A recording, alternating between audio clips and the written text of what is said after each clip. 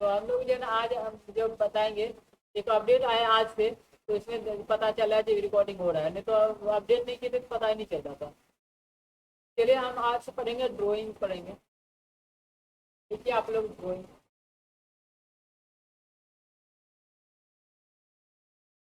Drawing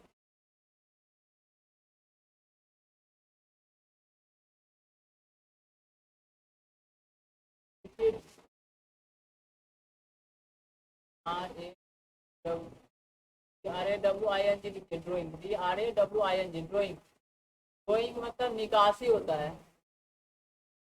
drawing का मतलब होता है निकासी।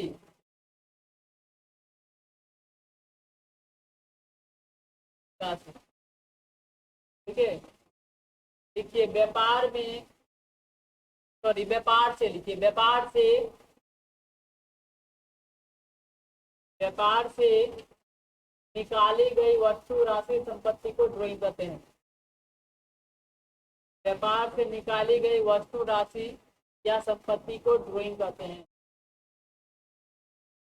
व्यापार से निकाली गई वस्तु राशि या संपत्ति को ड्राइंग कहते हैं। ठीक है। व्यापार से निकाली गई वस्तु राशि या संपत्ति को ड्राइंग कहते हैं। ठीक है। व्यापार से निकाली गई वस्तु राशि संपत्ति को ड्राइंग कहते हैं। ठीक है। तो मुख्य तौर पर ड्राइंग को दो भागों में बांटा गया है। एक हो गया पर्सनल ड्राइंग,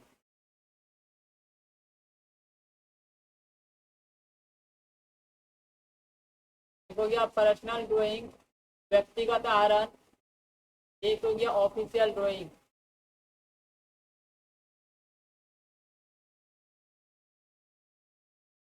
ऑफिशियल ड्राइंग, तो पर्सनल ड्राइंग हो गया व्यक्तिगत आहरण, ऑफिशियल ड्राइंग कार्यालय आहरण।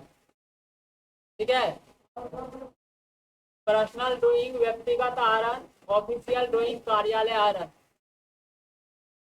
पर्सनल ड्राइंग व्यक्तिगत आहरण, ऑफिशियल ड्राइंग कार्यालय आहरण। लिख लिए। हाँ, व्यक्तिगत आहरण।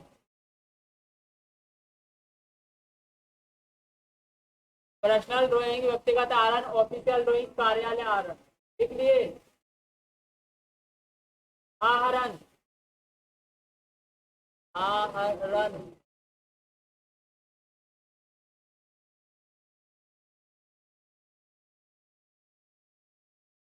मतलब पर्सनल ड्राइंग व्यक्तिगत आहरण, ऑफिशियल ड्राइंग कार्यालय आहरण। लिख लिए। कौन चीज, क्या बोले थे?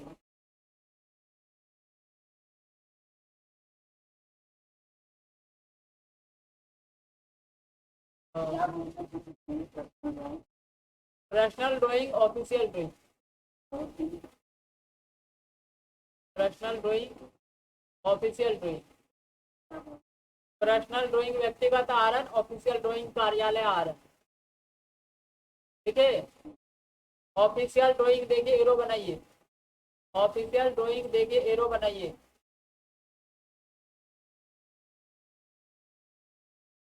ऑफिशियल ड्राइंग देखिए एरो बनाइए। सॉरी, पर्सनल ड्राइंग देखिए एरो बनाइए। पर्सनल ड्राइंग देखिए एरो बनाइए। पर्सनल ड्राइंग देखिए एरो बनाइए ना। पर्सनल ड्राइंग देखिए एरो बनाइए। नेक्स्ट लिखिए। व्यापार से, व्यापार से स्वयं के कार्य के लिए निकाली गई राशि या संपत्ति को पर्सनल ड्राइंग कहते हैं। व्यापार से स्वयं के कार्य के लिए निकाली गई राशि या संपत्ति को पर्सनल ड्राइंग कहते हैं। ठीक है। व्यापार से स्वयं के कार्य के लिए निकाली गई राशि या संपत्ति को पर्सनल ड्राइंग कहते हैं। इसलिए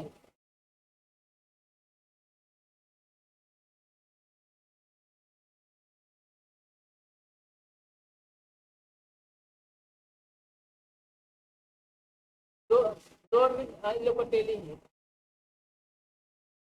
नेक्स्ट, ठीक है। व्यापार से स्वयं के कार्य के लिए निकाले गए मतलब राशि संपत्ति को क्या कहते हैं? Personal drawing. आप लोगों को कल बताए थे पर्सनल ड्राइंग यानी हम बिजनेस से अपना खुद के हित में जो हम खर्चा करेंगे या पैसा निकालेंगे वो आपका कौन सा ड्राइंग का लगेगा? पर्सनल ड्राइंग का लगेगा। अगर बिजनेस के हित के लिए अगर हम रुपया निकालेंगे तो ऑफिशियल ड्राइंग का लगेगा, ठीक है। जैसे मैं मान के चलिए अपना फैमिली के ऊपर खर्च करना, अपने बच्चे की पढ़ाई के ऊपर खर्च करना, यानी अपना खुद के हित में जो खर्चा होता है वह आपका पर्सनल ड्राइंग कहलाता है। बिजनेस के हित में जो खर्चा होता है वह ऑफिशियल ड्राइंग कहलाता है। इससे रिलेटेड आपको 50 को अगर सवाल कोई दे, आप सीधा देखिए खुद के हित में है तो पर्सनल ड्राइंग, अगर बिजनेस के हित में खर्चा है वह ऑफिशियल ड्राइंग। लिखिए ऑफिशियल ड्राइंग का एंट्री इस प्रकार से किया जाता है। ऑफिशियल ड्राइंग का एंट्री, सॉरी पर्सनल ड्राइंग का एंट्री इस प्रकार से किया जाता है। पर्सनल ड्राइंग का एंट्री इस प्रकार से किया जाता है, ठीक है। पर्सनल ड्राइंग का एंट्री इस प्रकार से किया जाता है। पर्सनल ड्राइंग का एंट्री इस प्रकार से किया जाता है।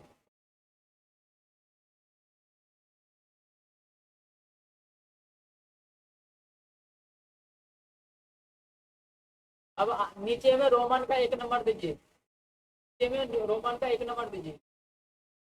लिखिए खुद के कार्य के लिए अगर व्यापार से नगद राशि निकाली जाए, खुद के कार्य के लिए अगर व्यापार से नगद राशि निकाली जाए, खुद के कार्य के लिए अगर व्यापार से नगद राशि निकाली जाए, खुद के कार्य के लिए अगर व्यापार से नगद राशि निकाली जाए तो उसका एंट्री इस प्रकार से किया जाता है। खुद के कार्य के लिए अगर व्यापार से नगद राशि निकाली जाए तो उसका एंट्री इस प्रकार से किया जाता है। Drawing account D R, drawing account D R to cash account, drawing account D R to cash account, ठीक है। खुद के कार्य के लिए अगर बैंक से राशि निकाली जाए, खुद के कार्य के लिए अगर बैंक से राशि निकाली जाए, खुद के कार्य के लिए अगर बैंक से नगद राशि निकाली जाए तो इसका एंट्री होता है ड्रॉइंग अकाउंट या टू बैंक अकाउंट। खुद के कार्य के लिए अगर बैंक से नगद राशि निकाली जाए इसका एंट्री होगा drawing account D R, drawing account D R to bank account, drawing account D R to bank account, लिखे।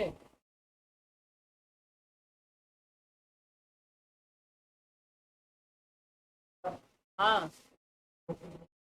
Drawing account D R to bank account. खुद के कार्य के लिए अगर बैंक से नगद राशि निकाली जाए, खुद के कार्य के लिए अगर बैंक से नगद राशि निकाली जाए, 2 मिनट रुक जाना। Drawing account D R to bank account, drawing account D R to bank account, drawing account D R to bank account, ठीक है। अगर ऑफिशियल ड्राइंग अगर मान के चलिए अगर बोलेगा अगर खुद की कार्य के लिए अगर नगद राशि निकाला गया तो ड्राइंग टू कैश होगा। अगर बोलेगा खुद के कार्य के लिए अगर बैंक से नगद राशि निकाला गया तो ड्राइंग टू बैंक होगा।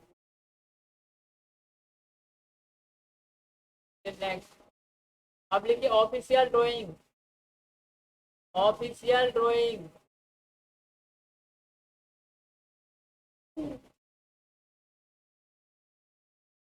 Official drawing.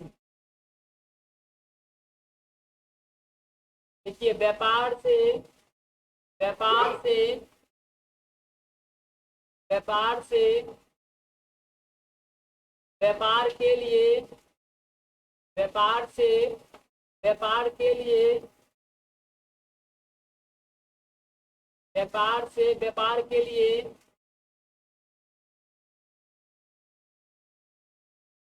निकाली गई राशि को ऑफिशियल ड्रॉइंग कहते हैं। व्यापार से व्यापार के लिए निकाली गई राशि को ऑफिशियल ड्रॉइंग कहते हैं।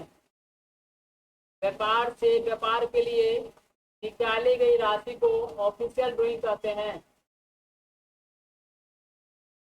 व्यापार से व्यापार के लिए निकाली गई राशि को ऑफिशियल ड्रॉइंग कहते हैं। इसका एंट्री लिखिए, cash to bank, cash to bank का एंट्री लिख लीजिए, कैश अकाउंट दिया to bank account,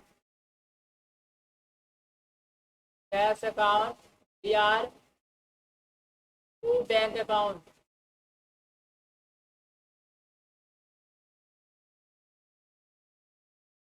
cash account दिया टू बैंक अकाउंट।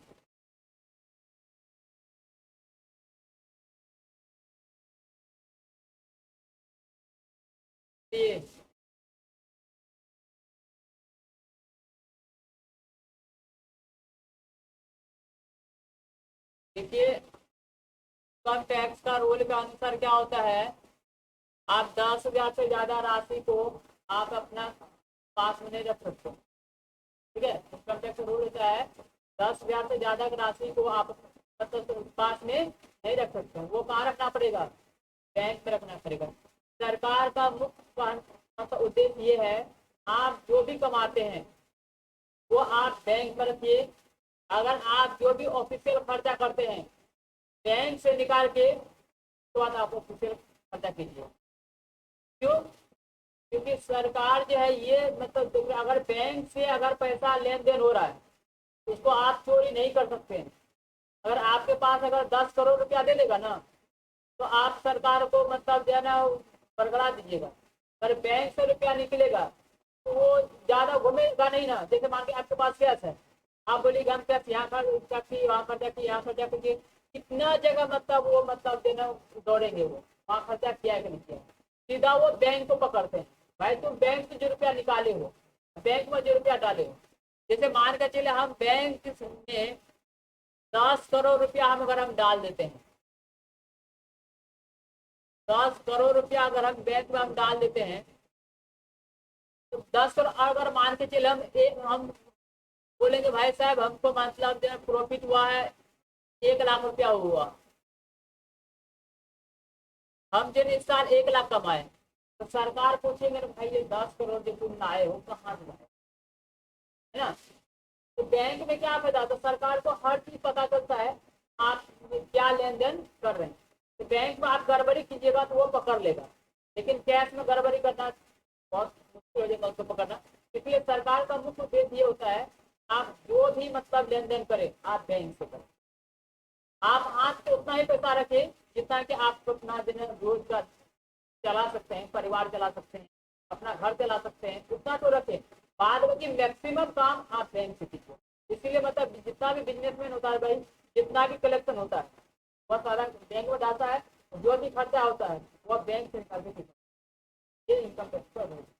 भाई आपको जितना 10,000 रुपया है, 10,000 से ज्यादा आप बैंक के पास नहीं रख सकते हैं।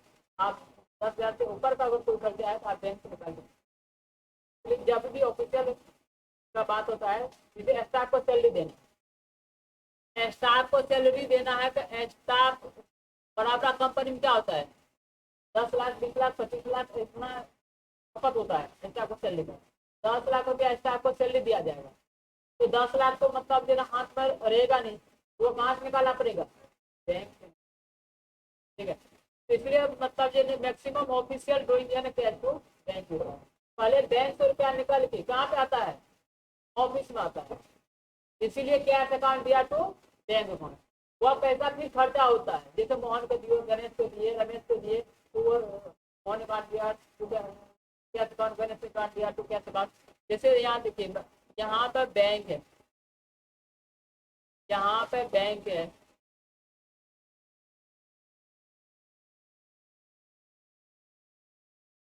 यहाँ पर ऑफिस है, ये समझिए ऑफिस है, ऑफिस है। अब हम बैंक से अगर ऑफिशियल खर्चा करेंगे तो बैंक से सीधा निकल के कहाँ आएगा, ऑफिस में आएगा। यहाँ पर तो कोई ना कोई तो रिसीव करने वाला होगा कि नहीं होगा, यहाँ अकाउंटेंट रिसीव करेगा ना। अकाउंटेंट क्या मान के चलेगा, हम कैश रिसीव की, तो यहाँ पे अकाउंटेंट एंट्री क्या करेगा, cash account D R, cash account D R to bank account. इस ऑफिस का जो स्टाफ है वो पैसा आपको क्या किया, ये रिसीव किया। अब ये मान के चलिए अब स्टाफ को सैलरी देगा। जैसे मान के चलिए मोहन नाम का कोई स्टाफ है, मोहन नाम का कोई स्टाफ है, क्या लिखेंगे, मोहन अकाउंट डी आर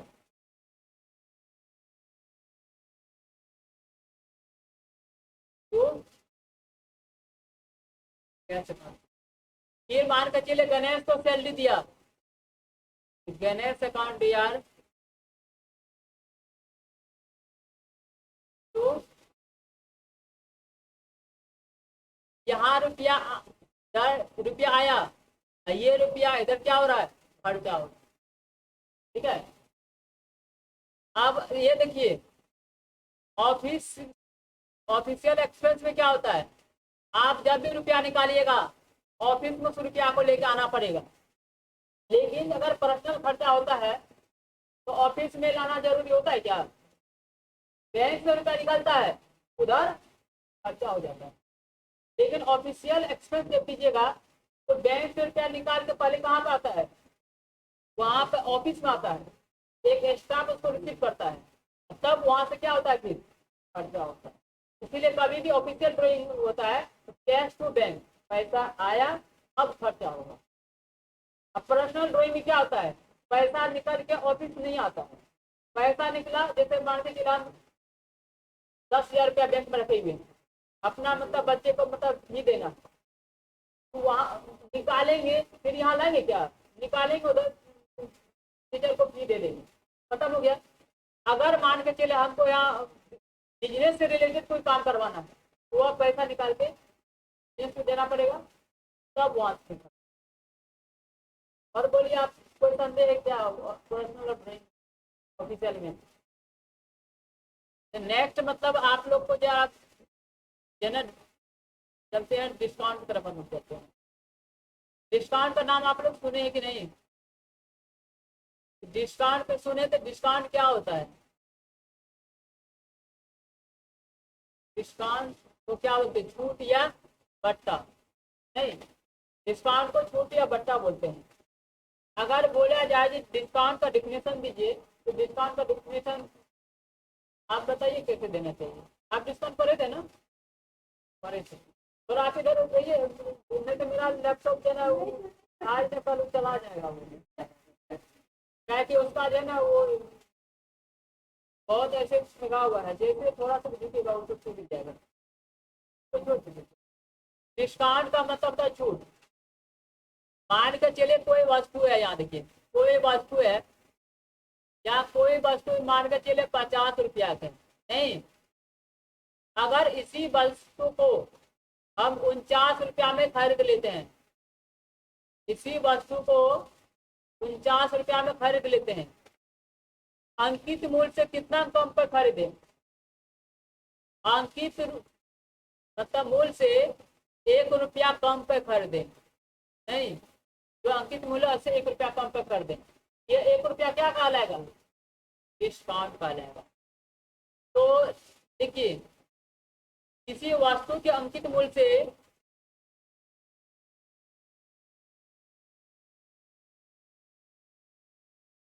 किसी वस्तु के अंकित मूल्य से किसी वस्तु के अंकित मूल्य से जितनी कम राशि पर वस्तु खरीदी या बेची जाए उसे डिस्काउंट कहते हैं। ठीक है, किसी वस्तु के अंकित मूल्य से जितनी कम राशि पर वस्तु खरीदी या बेची जाए उसे डिस्काउंट कहते हैं।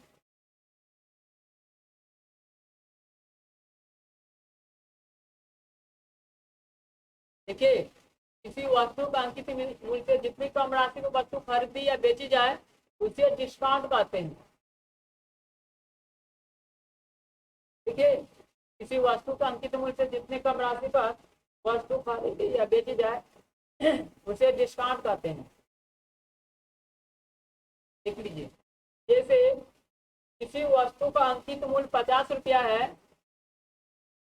किसी वस्तु का अंकित मूल्य 50 रुपया है, ठीक है, किसी वस्तु का अंकित मूल्य अगर 50 रुपया है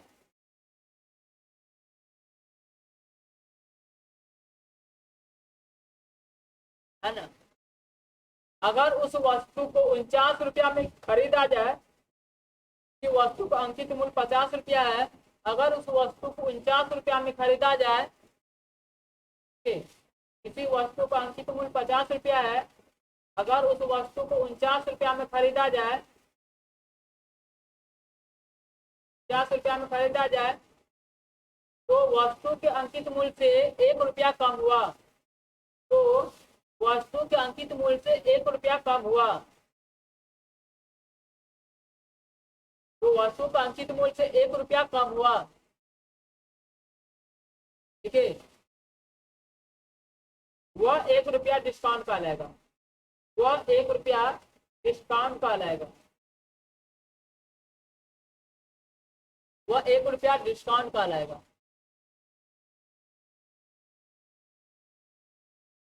ठीक है, देखिए डिस्काउंट को मुख्य तौर पर 2 भागों में बांटा गया है।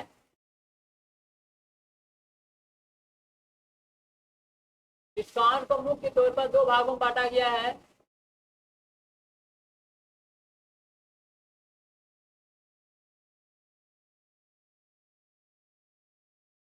अलाउड डिस्काउंट, अलाउड डिस्काउंट, एक होता है रिसीव डिस्काउंट।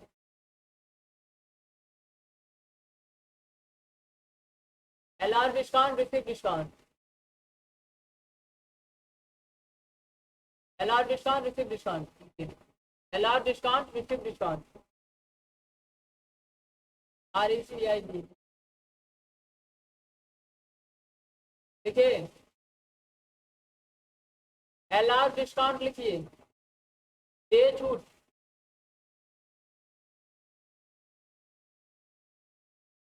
दे छूट,